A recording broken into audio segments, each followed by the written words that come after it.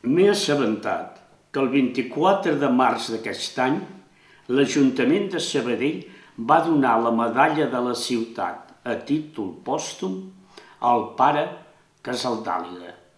Ara pels claretians és un motiu de glòria, però mentre va viure aquí, a la província de Catalunya de la Congregació dels Fills del Cor de Maria, els superiors no hi estaven d'acord i li feien la vida impossible tot el que podien.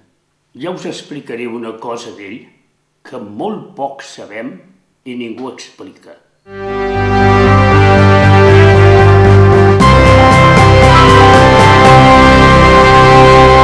Ell i 3 companys de carrera desencisats per la manera carrinclona de ser dels claretians de Catalunya, per allà el 1953 van crear un grup secret, Arca, una pandilla secreta per canviar la manera carrinclona de ser dels claretians.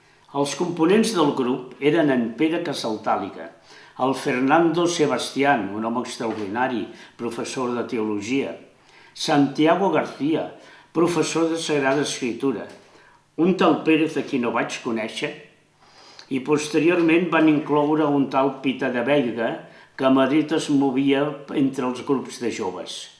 Després, l'any 1957, van ampliar el grup i vam entrar a formar-ne part 4 estudiants de teologia: l'Eduardo Blanco, el Benjamín Forcano, el Carmelo Astiz i en Jordi Voltes, és a dir, jo. Guardo un petit document en lletra diminuta que ens explica de què anava aquella màfia. Un dels efectes que tenia la congregació en aquella època és que pretenia convertir el que havia de ser vida missionera, vida d'acció, en vida monàstica, tancada dins del convent. Arca reclamava acció, acció, acció.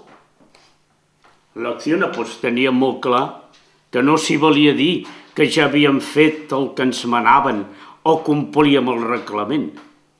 No, no podíem estar tranquils de consciència si no actuàvem per sobre del que ens manaven o estàvem obligats a fer. Això ens permetia saltar-nos les normes per fer allò que crèiem que calia fer. Tota la feinada que Casaldàliga va poder fer a Sabadell, malgrat que els superiors volien allunyar-lo de tot el que feia, revista, ràdio, coves, colores, va ser gràcies a aquest compromís que teníem i ens donava la raó en tot el que fèiem. Naturalment, els superiors van trobar la forma de solucionar-ho. El van enviar a Madrid com a director de la revista Iris de Paz. Això era l'any 1958. Volíem que el nostre missatge es fes sentir a la ràdio i a la premsa. No sabíem com, però calia intentar-ho. Casaldàliga, a Sabadell, va crear la revista Eufòria, censurada i prohibida. Sé que feia un programa a Ràdio Sabadell. Jo vaig col·laborar amb ell fent un mini guió de radioteatre de 5 minuts, un narrador i 2 personatges, i això formava part del seu programa. Es deia Nombre de Bronce i explicava el què i el com de grans personatges que s'havien convertit al cristianisme. També ens comprometíem a defensar i recolzar todo lo bueno, todo lo bello, todo lo noble. Per això, al Teologat de Valls vam crear un grup artístic amb artistes locals, el Serafini, escultor, l'Ignasi, ceramista i pintor, i 2 persones més, els noms dels quals no recordo. Ens reuníem a parlar d'art i, si s'esqueia, de tant en tant fèiem oració.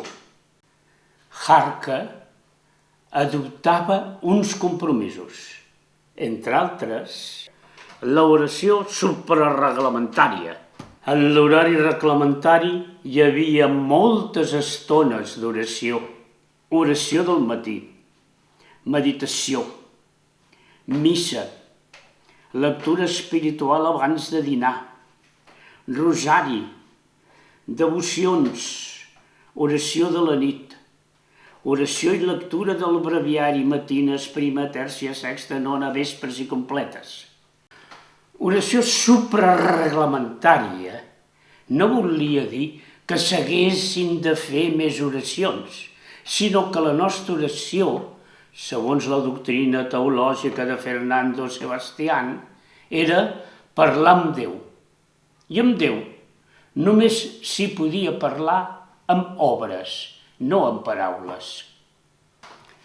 El nostre havia de ser un grup d'amics, que ens comuniquéssim sovint per explicar-nos els nostres sentiments i les nostres inquietuds, cosa que era absolutament recriminada pels superiors. L'any 60 em van ordenar, vaig anar a Sabadell. Hi havia un bon record de Casaldàliga, però ell no hi era. La congregació mariana, que era l'edifici on es desenvolupava tota l'activitat juvenil, en Marcial Casaldàliga s'havia quedat sense conciliari. Els superiors van obviar per ocupar aquest lloc el pare Pujades, que fins ara era el director de la revista Iris de Paz, a qui anava substituint Casaldàliga. En enterar-se la junta de l'associació va exasperar-se. Suposo que hi van haver trucades a Madrid demanant consell a qui els hi podia donar i van actuar en conseqüència. Van anar a la junta en ple antiprovincial, demostrant-li la seva disconformitat amb aquell nomenament. No tenim a ningú més amb les qualitats convenients. Com que no? A Sabadell mateix tenim el pare Voltes. Volem que sigui el nostre conciliari. Casaldàliga va continuar uns quants anys de director de la revista Iris, suposo que fins que la província claretiana de Catalunya es va independitzar de la de Navarra i l'Aragó. Per Catalunya va ser fantàstic. En 24 hores van passar de resar a predicar a tenir com a llengua oficial el castellà, a resar a predicar a tenir com a llengua oficial el català. La província de Navarra i Aragó es va veure obligada a tenir un noviciat exclusiu. I com que Casaldàliga havia demostrat que sabia educar la joventut, el van reclamar com a mestre de novici. Ho va fer bé, naturalment, però aquesta tasca tan conventual no s'avenia amb la seva manera de fer. Per això, quan el superior general va demanar voluntaris per una missió a l'Amazònia, ràpidament s'hi va apuntar. El temps i els destins ens van separar, però sempre ens vam sentir units. L'any 1993, Benjamín Forcano, per desig del Vaticà, va ser expulsat dels claretians per les seves idees avançades. Necessitava un bisbe que l'acollís. Casaldàliga el va acollir a la seva diòcesi, tot i que estava a milers de quilòmetres de distància. La meva última relació amb Pere Casaldàliga va ser fa uns 10 anys que vaig escriure una obra de teatre amb el títol Judici a Pere Casaldàliga, que va ser finalista i premiada amb accessi al Premi Zorrilla de Badalona. Li vaig demanar permís per posar el seu nom i me'l va concedir amb la condició de que li enviés un exemplar. No per a censurar-lo, només per tenir-ne una obra a l'arxiu de la diòcesi. Em faltava dir que, tot i la seva fantàstica tasca, els que havien estat superiors seus van seguir recriminant-lo, sobretot quan es va ordenar bisbe disfressat de camperol. Es va entrevistar amb Fidel Castro, va defensar la revolta de Chiapas. El Vaticà tampoc no l'aprovava. És clar que a ell poc li importava el Vaticà, i amb ells o sense ells continuaria la seva tasca entre els pobres. Creia en Déu el pare Casaldàliga.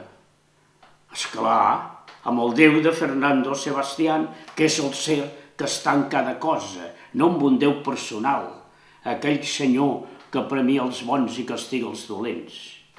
Ell i jo i tot el grup Jarca, entre altres coses, creiem que aquella frase «Salva tu alma» eren 3 mentides. Tu sol no salves res, a tu no t'has de salvar.